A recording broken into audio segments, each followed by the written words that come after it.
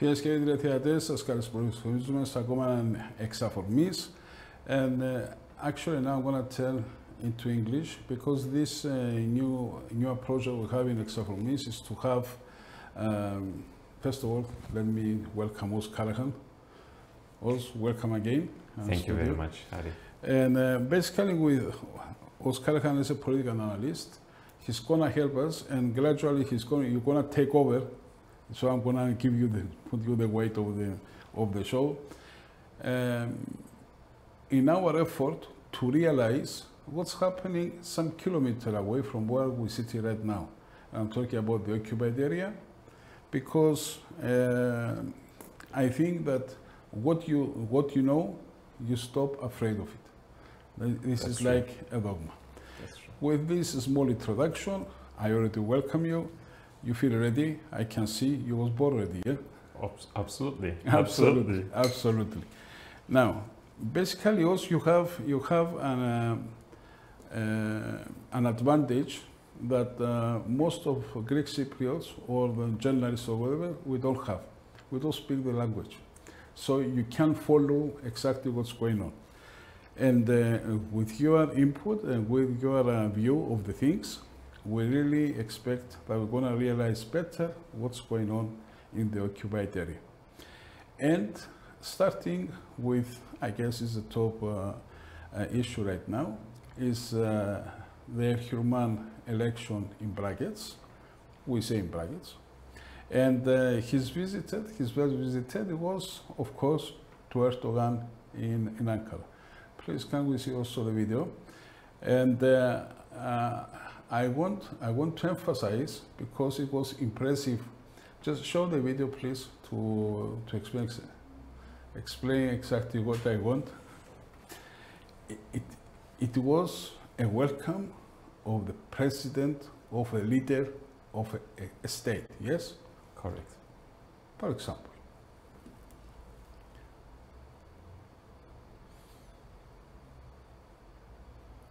All this now to welcome the leader Of the you take over from where you want because you understand better what you're watching there. For me, I just see the impressive of the stuff. First of all, why are they using blue? Because blue is from Central Asia, turquoise actually, is symbolizing the Turkic country, Turkishness. As you know, that they created the organization called Organization of the Turkic States. The blue turquoise is associated with the empire called Göktürk Empire, which is Sky Turk Empire, the first empire that has the Turk in its name. That empire's flag was a turquoise and a wolf head on it. So that's why they are using turquoise. We're talking about a huge event. Yeah. The horses and this and that. Yeah. This turquoise that you mentioned have any relation with the so-called Galatia Patria, this plan from this Turkish Navy that he said that the whole Mediterranean belongs to Turkey? Not really, not really. Okay. This one is more connected with that's the color of the Turks. That's turquoise. I mean, the name turquoise comes from there anyway. It's a French. Means Turkish. I already learned something that I didn't know. So I'm sure this is going to be very interesting. So please just comment on what we are watching. Yes, this is a theater that we are watching basically. But the important thing, we have to concentrate that when this theater is happening.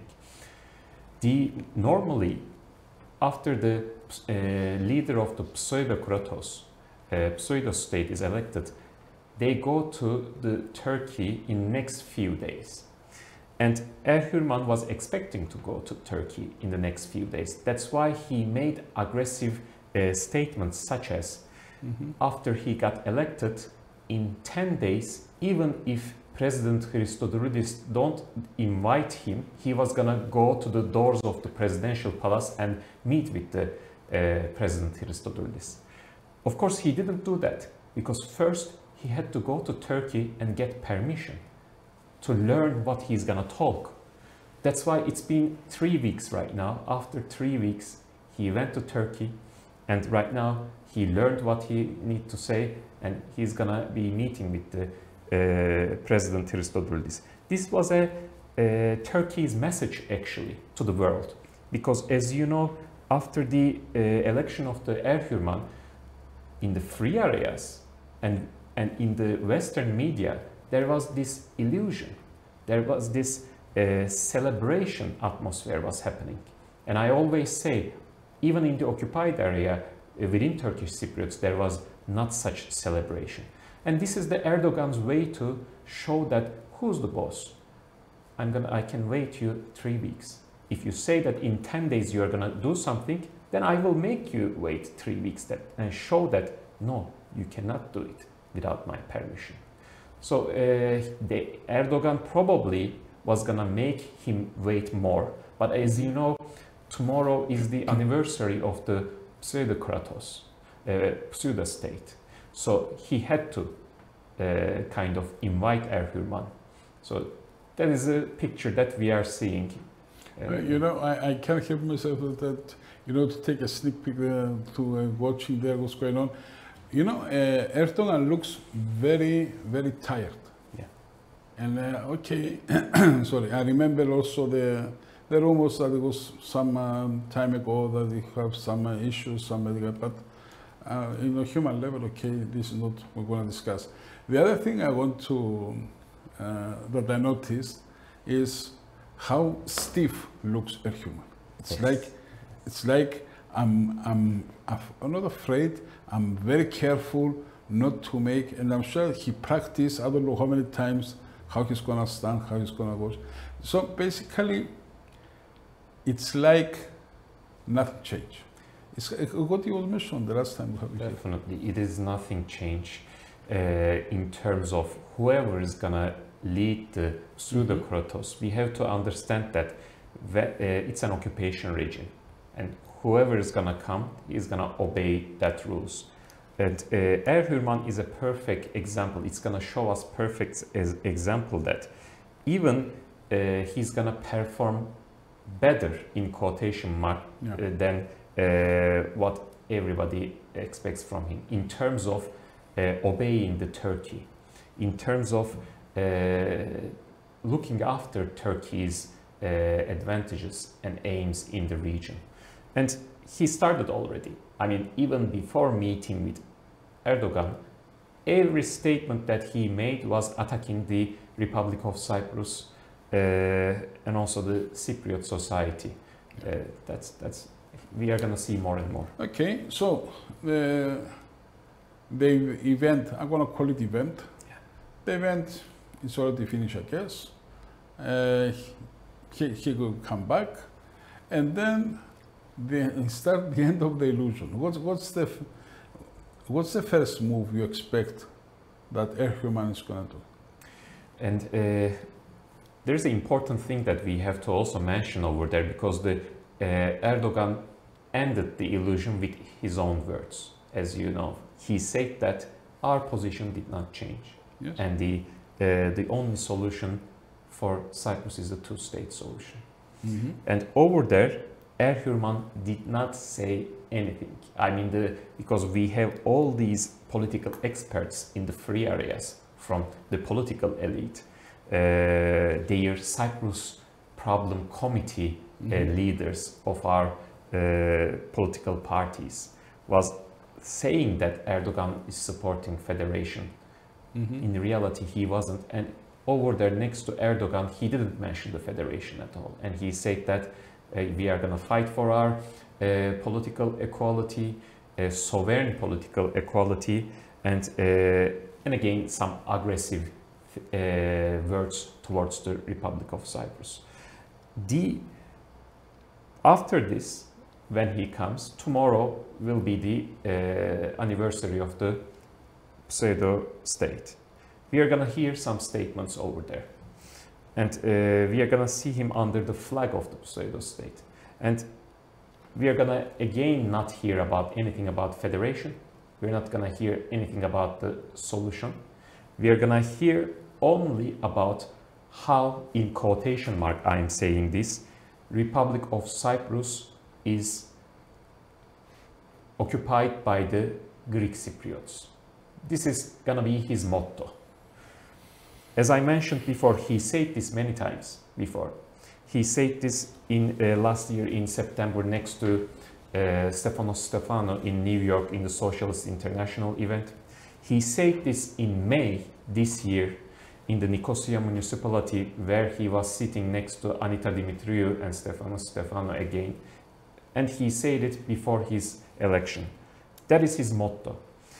And that is the most damaging statements that he's gonna do. Because as much as he talks these things, and as much as this political elite promotes him as some kind of a good guy, some kind of a peace-loving guy, that is gonna make the distance between the Turkish Cypriots and Greek Cypriots wider, because the people will say that if the peace-loving person talks this way, then there is no hope. And I feel that the political elite of our country wants to kill the hope. They create this illusion about a person that he's, I'm sure that he was even shocked that when he heard the enthusiasm in the free areas regarding him. And that's the biggest danger. But Erhürman will continue his job and will continue to surprise our people from tomorrow. All right. So as I mentioned before, he's come back. He's going to start his presidency, into brackets. And basically, what's the critical issues regarding the occupied area right now? I mean, beyond the deep political analysis, I mean, let's say on the human level, what's the most critical issues right now? Biggest critical issue for Turkish Cypriots are that their will, they lost their will, presentation of their will for a long time ago. So when you don't have some leader to present yourself, then you become no one. On top of that, of course, they are oppressed economically, politically, socially, and culturally. These are the biggest problems that they face. The biggest problem is that the youth, the Turkish Cypriot youth, do not see a future on the island. We are living in the stage that this is, I mean, like, to show you how crazy it is. The leaders of the UBP, the so-called political party of Tatar, pro-Turkey political party, their children are working and living in the free areas because they know that they don't have a future in the occupied areas. So these are, I mean, existential concern. If you are asking about what is the biggest concern in the occupied area, there is within the Turkish Cypriot, there is an existential concern. They don't know what to do. They are really not enthusiastic about the Erhürman. They are very pessimistic. These are the main concerns, and there is no way out actually for them, because on one side, because of the illegal settlers, their number is very small. On the other side, the leaders of the Republic of Cyprus, I mean our government, our president, they don't see a light from the political elite here that somebody is defending the existence of Republic of Cyprus. So for Turkish Cypriots right now, the only guarantee that they see for their future is the identities of the Republic of Cyprus. And when they see that nobody is fighting for that, so they don't feel like, they don't see a need for fight anyway. They just try to survive. They're just they're in the survival mode, and they're continuing. So the biggest concern is the existential. And beyond the identity, it's also the dependence on Turkey, like the financial dependence, meaning the whole mechanism that right now is ruling is finance from Turkey. So people say that the biggest dependence is a financial dependence. So basically, if let's say, because Turkey, how is everybody says that they're facing a huge crisis, also financial crisis. I see that you don't agree, but that's good. I mean, I just give you the pass so you can comment. Yes. And since you depend on Turkey, you can't escape from what Turkey is going to tell you. It's simple as that. It's very simple. And I want also to add some more. I'm going to give you time to answer all this. In a recent program, because tomorrow is 42 years since the so-called Turkish Republic of Cyprus, it was pop up in the air.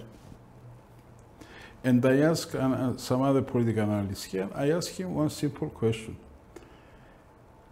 Since we know, and since we can figure out what Turkish Cypriots they're looking for, why all these years we didn't take the first step, but not to make discussion now about this solution, the other solution. We need to invent a solution. You don't need to invent nothing. We're a European country. We're functioning under European laws. So basically, I never understand why we need to, I don't know, to find something different. Why we didn't take some serious steps. I'm not talking now about take some measures to build the trust. This is not measures to build the trust. This is measures to build the separation, basically. So take the things how I throw it to you actually, and start from where you feel like. Yes. The dependency is a very important point, because the Turkish strategy from Özal, Turgut Özal, if you remember. Okay, let's go a little bit back. After 1974, when the forcefully displaced Greek Cypriots left all those factories, what happened in the occupied area? Those factories got under control of the organization called Sanayi Holding, which means industry holding. And owner of that organization was Asil Nadir. Do you remember Asil Nadir? Yeah, of course. Yes. The co-patriot. Yes. With using all those factories in the occupied area, they created a huge wealth. I mean, in Turkey at that time, there was no industry.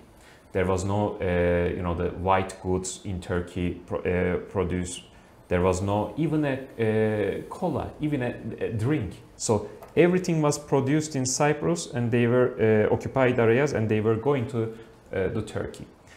Until Turgut Özal. When Turgut Özal came, Turgut Özal said that you don't need to produce anything. I'm gonna take all these, the machines, factories, move it to Turkey, and ask Asil Nadir to do that, by the way.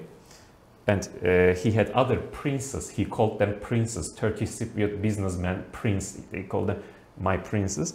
They to move everything, and he said that this is his word. You don't need to even produce tomato. We are gonna send it to you, and we are gonna give money to you. You're gonna be all so-called government employee. So this had the two advantage. One of them, of course, in overnight, Turkey had all the industries on his hand. And the second one, you make a group of people depending on you. You gave them positions in the so-called government, and you sent their money. That means that basically you are paying them to shut up. And since the Turgut Özal, this system is continuing. When people want to say something, they remember they have a mortgage, they have kids who they need to feed. So they automatically make auto-censor. I always say that I don't know any other group of people who makes the auto-censorship better than the Turkish Cypriots. That's why this is a kind of an answer, because I got many times questions like, Oz, why Turkish Cypriots are not talking? This is one of the and this is biggest reason for the dependency to Turkey. The economic crisis in Turkey, this is also a little bit a myth, because Turkey at this moment doesn't have economic crisis. It created advantageous situation for itself, especially the government, to control the economy.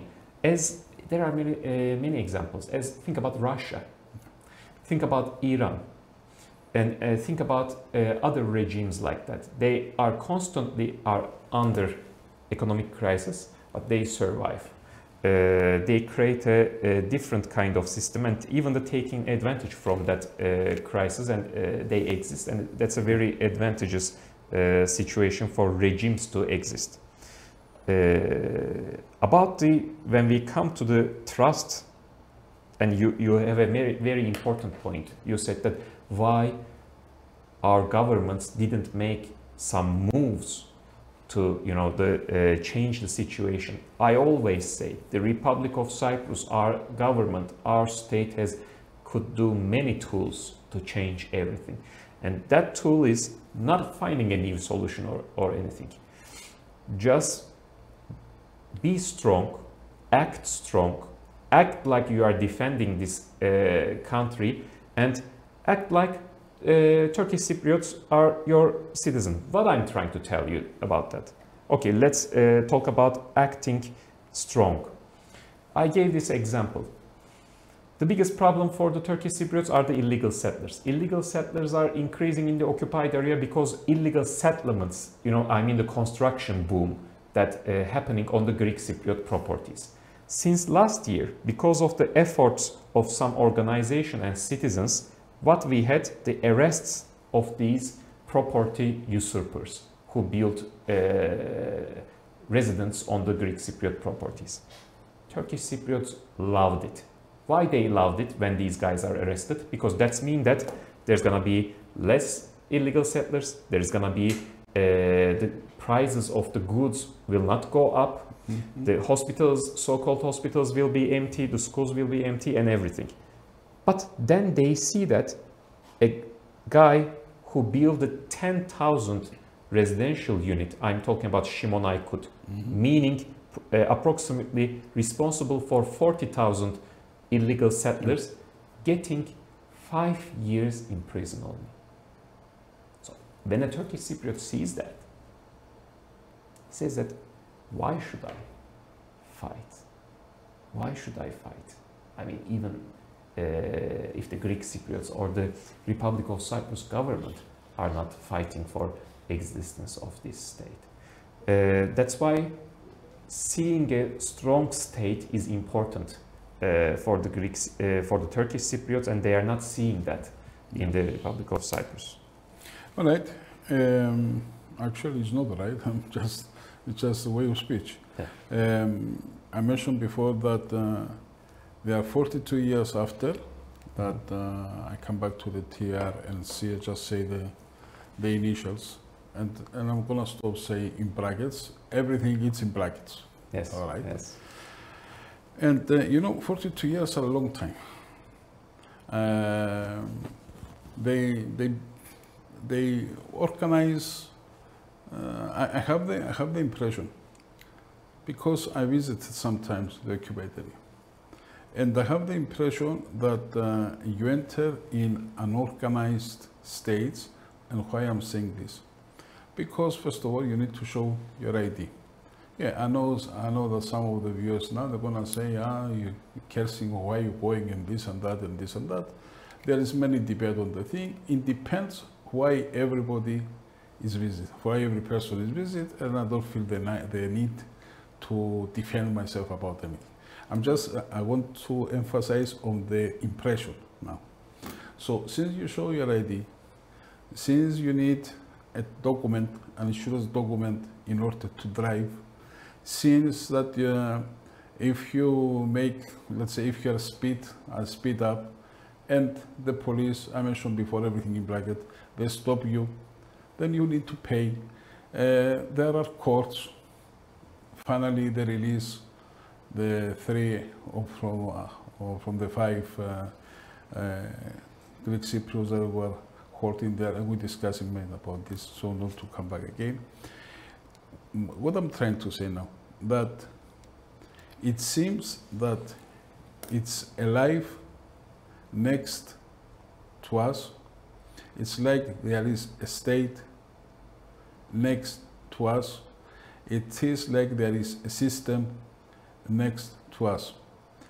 And my question is, 42 years after that, and with all the mistakes that Cyprus, whoever rule, and the big presidents and big political personnel of Cyprus Republic, they didn't do the obvious for me and for you. What we can expect? What can be the next day with this, let's say, things in our plate? Even if it gets 100 years, the reality doesn't change. This is a puppet regime. This is a fake state. Mm-hmm. This is a entity exists on war crimes and crimes against humanity. That's the more important thing. Why I mentioned this? Because I tell this a lot. I talk about this a lot. For countries on our size, there are some tools that you can use against something like occupation or against mm-hmm. anything, and some you cannot. We don't have a big military or a robust economy. We don't have. I mean, mm-hmm. We are a small country, and that's why we don't have. That's not our fault. So the tools that we can use are two. One is diplomacy. And when we talk about diplomacy, it's the state diplomacy and people's diplomacy, mm-hmm. Both different things. And the second one is international law.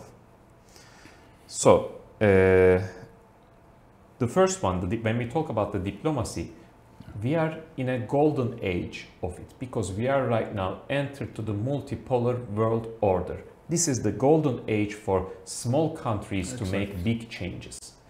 If they play the cards well, not like what is our president is doing, meaning making bilateral relationships with different kind of blocks, different kind of countries.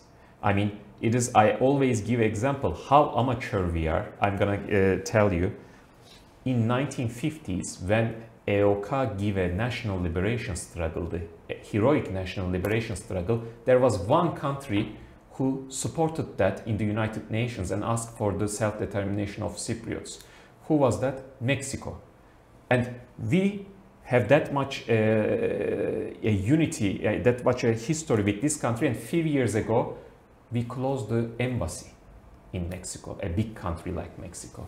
Such a nice vision. Instead of developing the relationships and stuff. So building and developing the bilateral relationships, that helps you in different things. Instead of that, what we are doing, our president chooses one bloc, the United States or Israel or the Atlanticist, the Western bloc, in a period that even United States doesn't collaborate with the other blocs in this multipolarity. You know that we are doing the worst thing possible. The people's diplomacy. We are under occupation. There are other nations are under occupation as well. Other peoples are under occupation as well. I gave the example, the ones close to us, Kurds, Palestinians, and many others. What they do, they tell their story to the international community and get their support. And what we do, nothing. People don't know where is Cyprus. Right now they do though, because we have a very bad reputation. We are a country under occupation and under settler colonization, and we stand with in the United Nations platform with another country who's occupying and doing the settler colonization. I'm talking about Israel. People knows us right now a little bit, but not in a good way. Mm-hmm. The third one is the other one, international law. That's the most important because when we talk about the pseudo state, the war crimes and crimes against humanity, according to the United Nations conventions, doesn't have statutory limitations. So, if even this country, this pseudo state exists for 200 years, it's not going to be legitimized if we don't allow it. But our president, our governments are allowing it. How they allow? with the solution proposals, so-called solution proposals, they talk. They allow this to happen. Right now, it's very critical. Let's connect these things with the Erhürman as well. Erhürman has 4 preconditions for talking about the so-called solution of the Cyprus problem. And one of these conditions, all of them are terrible. All of them are very dangerous. One of them is what? It says that if the Republic of Cyprus leaves the table, then we need upgrade for the status of the pseudo state, and we want embargoes to lift it. This is his precondition. Yeah. Yes, and our president is doing what? Praising this guy who has these conditions. What is going to happen? We, Republic of Cyprus, our presidents or the political elite keeps on legitimizing the occupation by accepting its illegal elections, by accepting the votes of the illegal settlers. Starting from that to the, I mean, the many different ways, we are the ones who are legitimizing it. So, if in the future, if there will be kind of recognition of this so-called state, which I don't think so, because in my opinion, Turkey wouldn't want this state to be, so-called state to be recognized, the Republic of Cyprus governments and the political elite will be responsible for that. I have only one question. Yeah. When Erhürman travels around Europe, what passport he used? For sure before, and I know that, he was using the Republic of Cyprus passport. Right now he got Turkish diplomatic passport from the state of Turkey, Republic of Turkey. Right now he is using that. The Turkish diplomatic passport. Yes? Right now Turkish diplomatic passport. So he got upgraded. Yeah, you know, I was listening very careful what describe the story that other nations they have or other people they have. And this is my last question for today. Basically, I wanted to open another subject, but I'm going to open only one subject every time because you are like, all right. What is our story, you think? What is? What is our story? Because you mentioned about the political elite. And no, this is a serious question. This is not a question, you know, just to try to emphasize it. It's a real question. What is the story? What is our story of the Cyprus Republic regarding the solution? The solution, only one solution can be, but regarding the Cyprus problem. You are asking when you say our, you mean our state or us? As patriots. No. We as patriots, we know very well. Yes. I'm talking about the Cyprus Republic and the political elites. Yes. What is the story? Because after all, we don't have much the chance, you and I or other people, to go around the world and talking with presidents, with diplomats, etc., etc., etc., and to present the case of Cyprus. Yes, maybe we have the chance, everyone, but the diplomats, the political elites, the president, ministers, etc., when they visit, what's the story? Story is, if you know, of course. Yeah, I know. I mean, as I mentioned, our ancestors gave a heroic struggle and gave us a state. From 1955 to 1959, they fight against the colonialists and they gave us a state that wasn't fully sovereign, of course. Okay. And after that, especially after the occupation, especially after the second presidents and going on, the story of the Republic of Cyprus is basically our governments giving the little sovereignty that we have away every chance they find. We were a semi-colony, and they are trying to make us again a full colony. And that is tragic, because I don't know any other nation or any other people in the world who tasted the little bit of freedom, little bit of independence, or little bit of sovereignty to give that away. Everybody fighted for more to get the full of that. Story of our governments, unfortunately, is trying to give that sovereignty away. That is the unfortunate thing, in my opinion. Thank you very much. To be honest with you, it's beyond my expectations, and I really believe that it's gonna, many people are gonna welcome it. And I want to say it again, the obvious.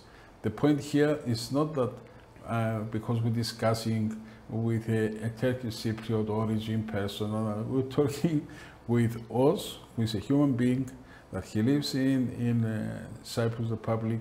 He is a patriot, he understands the thing. This is beyond, you know, this Turkish Cypriot or Greek Cypriot. We are Cypriot, and we try to find a common future. Yeah, Definitely. Thank you very much for your presence. Thank you also, my dear viewers and audience, because you've been with us. Until the next time, thank you very much. Bye.